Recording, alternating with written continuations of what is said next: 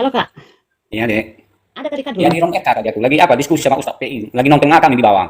Banyak nonton. Oh, hanya nonton saja. Yusuf Yusuf apa dari Yusuf PI. Iya iya, yang botol itu. Hmm. Dia mengatakan apa itu Mesia itu kerja. Kata kerja mungkin dia bilang. Iya. Artinya dia tidak kasih tahu apa artinya. Kata kerja itu nggak tahu dengan bahasa Arab. Tadi RK itu kan pintar kali di Alkitab, tapi bingung RK. Makanya dibilang RK akan tangan aku di sini. Aku nggak bisa memberi lagi jawaban sama kamu karena kamu mengatakan Mesias itu kata kerja. Jadi Iya, Messi, nggak nyambung lagi. Mesias, Kristus, Almasih, itu sama artinya itu yang diurapi. Kalau bahasa Arab, Almasih. Sang Masih yang diurapi. Ya. Itu kan kata sandang, ada kata sandangnya Al-Masih yang diurapi. Ya. Hanya mereka yang entahlah mereka paham arti Al-Masih atau tidak paham, saya juga kurang tahu ya Kakak. Bukan itu yang diimani mereka, botol-botolnya orang. Iya, kayak yang semalam itu Kakak masih ingat toh? Yang narasi yang pertama itu. Kan dia bilang Allah mereka itu kan zat. Jadi saya mau jebak dia itu. Kan saya bilang begini toh, masih ingat yang semalam saya bilang Allah itu zat berarti punya esensi. Nah, di situ kan saya kasih bingung mereka. Saya tidak mau katakan punya entitas. Saya hanya bilang punya esensi. Jadi saya bilang, kalau punya esensi berarti punya wujud. Saya tidak mau langsung katakan entitas. Nah, naiklah yang satunya.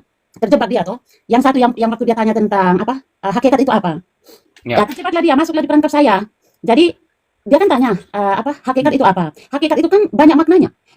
Bisa Ya. intisari, dasar atau esensi, atau bisa juga diartikan sebagai ciri khas atau karakter yang bisa membedakan dari yang lain ya Kak. Saya berikan contoh. Ya. Saya dengan anjing.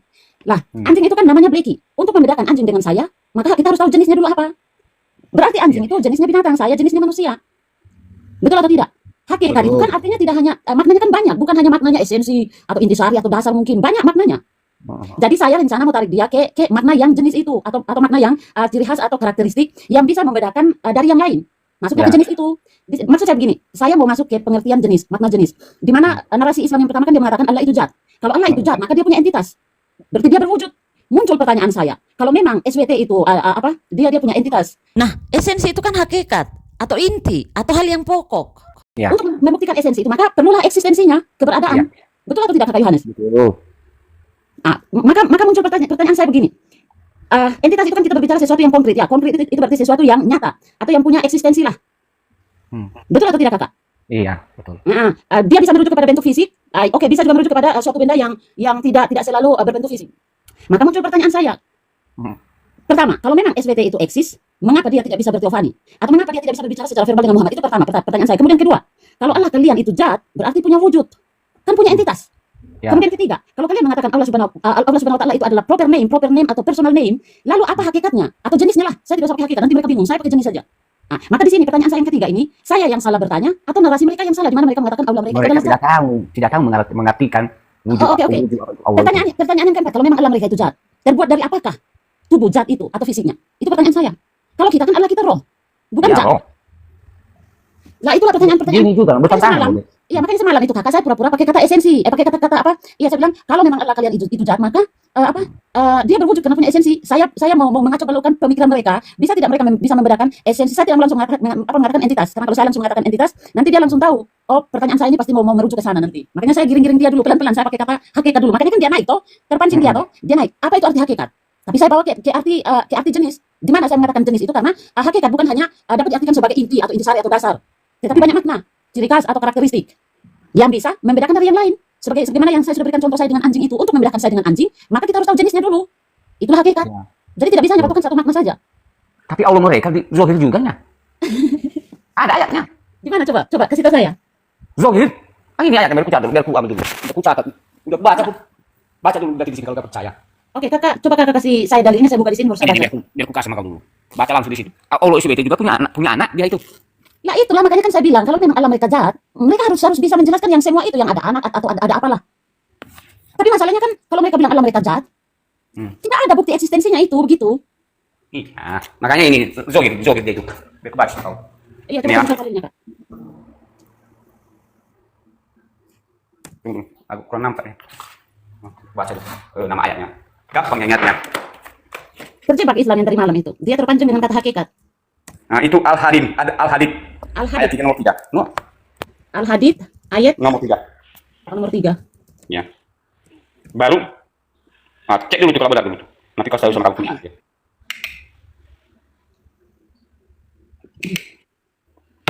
Coba baca kalau benar itu ya. Oh, sabar-sabar. Al-Hadid 3. nomor 3. Tekan aja aplikasi apa itu Al-Hadid. Cari nomor 3. Iya, sabar-sabar, nomor 3. Ayat 1, nomor 1, nomor 2, nomor 3 itu udah ketemu. Ini nomor 8, bukan nomor 3. Dialah yang awal dan yang akhir, Betul. yang zohir dan yang batin. Dan Iya. dia maha mengetahui segala sesuatu. Nah, kan zohir kan? Iya. Kalau ditengok di kata KBBI, itu zohir itu dikatakan lahir atau dilahirkan. Itu kan dia. Lahir atau dilahirkan. Ya, itu artinya di KBBI. Oh, coba kasih ayatnya. Anissa 171. Anisa 171. Ya. Surah Anisa 171. Panjang ceritanya itu. Iya, sesungguhnya Tuhan sabar dulu. Wow, panjang juga ya. Iya, panjang. Sesungguhnya Allah, Tuhan yang Maha Esa, Maha Suci Allah dari mempunyai anak, segala yang di langit dan di bumi adalah kepunyaannya. Cukuplah Allah menjadi pemelihara. Inikah dalilnya? Sesungguhnya Allah, Tuhan yang Maha Esa, Maha Suci Allah dari mempunyai anak. Iya. Segala yang di langit dari mempunyai anak, segala yang di langit dan di bumi adalah. Oh, jadi maksudnya yang sepengetahuan kata Yohanes tentang dalil ini bagaimana, Kak? Dia punya anak. Siapa yang kasih tahu Kakak begitu? Ya, raja debat banyak orang Kristen yang bahas itu. Nah, banyak lagi si Muhammad menggauli anak kandungnya, anak gadisnya kandung. Jadi di Al-Azhar 50 di terjemahan bahasa Indonesia tidak ada, tapi kalau di teks aslinya ada. Ya, sabar, bisa juga kan. Ini menurut saya, Kak, bisa juga kan yang di dalil ini kan bisa juga mereka membantah di mana mereka Ya, mengatakan. cara membantah di situ sama siapa dia berbicara di situ? Oke, saya anggap saja saya Islam. Saya anggap saja saya Islam. Saya coba mau sanggah ini. Ya. Kan Kakak bilang kan di sini Allah mempunyai anak. Saya bantah gini. Anak di situ kan bukan anak secara jasmani, tetapi dalam pengertian secara rohani. Bagaimana? Ya, betul. Betul kan? Jadi kenapa dia mengatakan Allah dia punya anak? Berarti dia punya anak. Sementara di situ tidak ada orang lain yang dia berkata-kata di situ. Tidak ada orang lain atau dia berbicara di situ merujuk kepada seseorang. Dia hanya kepada dirinya sendiri.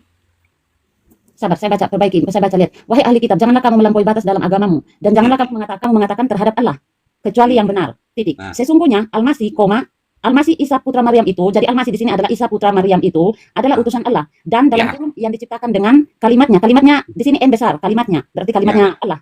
Yang disampaikannya N besar kepada Maryam, berarti yang disampaikan Allah kepada Maryam dan dalam kurung dengan tiupan rohnya R kecil, roh darinya berarti roh dari Allah. Titik. Maka berimanlah kamu kepada Allah dan rasul-rasulnya. Rasul-rasulnya berarti N besar berarti rasul-rasul Allah. Dan janganlah kamu mengatakan dalam kurung Tuhan itu 3. Berhentilah dalam kurung dari ucapan itu. Dalam kurung itu lebih baik bagimu. Titik. Sesungguhnya Allah, Tuhan yang Maha Esa, Maha Suci Allah dari mempunyai anak. Segala yang di langit dan di bumi adalah kepunyaannya. Cukuplah Allah menjadi pemelihara. Nah, di situ dikatakan Allah Maha punya anak. Nah, di situ di ayat dari atas tidak nyambung. Iya, bisa saja mungkin dia mau mengatakan dia mempunyai anak kan dalam arti Kecuali kalau disambung di ayat itu tadi, di Maryam meniupkan roh, di mereka kami meniupkan roh untuk ke Maria kan atau ke Maryam kan? Nah, langsung disambung di situ. Allah punya bisa saja Maria kan anak si Maryam itu bisa saja kan. Nah, ini jauh sekali. Tidak nyambung.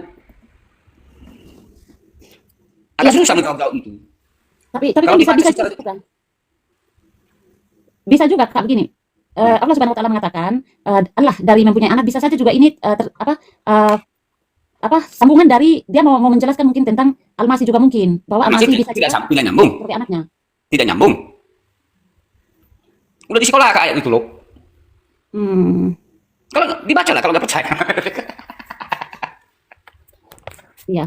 Wahai ahli kitab, kecuali kalau Allah SWT dia berbicara kepada merujuk seseorang, boleh bisa saja walaupun tidak menyebut tujuan omongannya itu, tapi bisa saja. Tapi ini dia berbicara sendiri di ayat itu. Nah, kita bawa ke Isa Al-Masih tidak nyambung. Juga Isa Al-Masih kepada Maryam pun tidak nyambung. Nah, Maryam kepada Allah SWT punya anak tidak nyambung juga, tidak tersambung. Iya, jadi menurut Kakak ini dalil ini berbicara tentang siapa? Siapa yang tulis ini? Itu kan kata Allah itu Quran itu loh. Anissa. Kalau di sini kan agak ambigu sedikit. Bukan bingung, memang dia punya anak di situ dia itu, nggak bisa dibantah itu. Nah oke dia membantah lah. Di bawah itu anak si Maryam lah. Oke kita baca ya, baca. Iya. Nyambung nggak? Berarti dia punya. Bisa saja nyambung Kak. Kenapa saya bilang begitu? Bisa saja yang ini sesungguhnya Allah Tuhan yang Maha Esa. Di pertama kan menceritakan tentang Al-Masih, Isa putra Maryam, di mana kalimatnya yang disampaikan kepada Maryam dengan tiupan roh darinya. Jadi ini mungkin mau menceritakan tentang bagaimana Isa menjadi seorang manusia mungkin atau lahirlah. Kemudian di sini ada lagi Di baris selanjutnya sesungguhnya Allah Tuhan yang Maha Esa, Maha Suci, Allah dari mempunyai anak. Jadi di sini bisa juga mereka mengatakan bahwa Mau kemana kau lari di ayat itu? Mau kemana kau lari di ayat? Isa Jadi adalah sama, anak. jadi bisa deh satu. Kalau dia berkata-kata di situ, wahai, kalau di situ berkata-kata, dia contohnya itu anak si Maryam itu masuk akal. Tapi dia berkata Allah Maha punya, dia punya anak. Berarti dia yang punya anak, bukan Maria yang punya anak, atau bukan yang lain-lain. Dia di situ dikatakan. Coba baca. Tapi yang berbicara itu Maryam atau Allah? Kalau Maryam yang berbicara dia itu sah-sah saja. Nah, yang berbicara dia itu dia merujuk kepada dirinya sendiri. Allah memiliki anak. Bukan Allah mengatakan Maryam punya anak. Di situ dikatakan Allah memiliki anak. Dia berkata-kata Allah, berarti dia punya anak.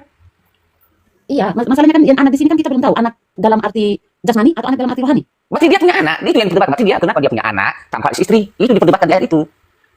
Iya, Mau kemana? Karena yang berkata-kata di situ Allah SWT. Kecuali kalau ada orang seseorang di situ. Dia berbicara dia kepada seseorang baru. Ini dia bicara sendiri di ayat ini. Lah, bukan anak si Maryam di situ. Anak Allah SWT. Kecuali kalau disambung omongannya kepada Maryam baru sah-sah saja. Nah, pertanyaannya, kenapa dia punya anak sementara dia tidak ada punya istri? Itu yang diperdebatkan di ayat itu. Iya memang, tapi masalahnya kan dari mana mereka tahu bahwa ini adalah anak-anaknya Allah Subhanahu wa taala secara sungguh-sungguh, secara jasmani? Ya, kesalahan mereka dalam nulisnya. Itu abu-abu semua. Seharusnya itu Mau kemana kau bawa ayat ini? Mau dialihkan ke Maryam? Tidak nyambung. Sementara di situ Allah lagi berbicara, dia memiliki anak. Kecuali kalau di situ berbicara si Maryam, baru nyambung sah-sah saja. Atau Allah SWT dia lagi berbicara kepada Maryam. Nah, kalau dia berbicara kepada Maryam, itulah anakmu, baru. Ini kan bukan yang katakannya Allah memiliki anak. iya, paham maksudnya. Bisa kan saya juga contoh misalnya saya Allah. Saya juga bisa mengatakan manusia itu adalah anak saya, tapi bukan berarti saya melahirkan mereka. Iya, tapi katanya Allah itu tidak punya anak. Tapi di situ kan ada anaknya. Bantahlah. Oh iya, sudah paham. Oh, iya, karena kakak tadi kan belum kasih tahu narasi yang pertama. Karena Allah kan katanya tidak punya anak. Nah, di sini kan ada anak. Oh, kalau di situ ya sudahlah, memang betul. Nah, pertanyaan dari situ Allah punya anak, tapi mana istrinya? Sementara ada anaknya. Bagaimana dia? Iya, betul. Itu wajar dipertanyakan kalau memang ada narasi-narasi yang begitu. Karena kakak tadi tidak kasih jelaskan secara detail tentang ayat ini, makanya saya coba kasih sanggahan juga begitu. Kalau saya tahu mereka mengatakan bilang Tuhan itu, karena Tuhan itu kan tidak punya anak. Lah sudah saya ikut narasinya kakak Yohanes.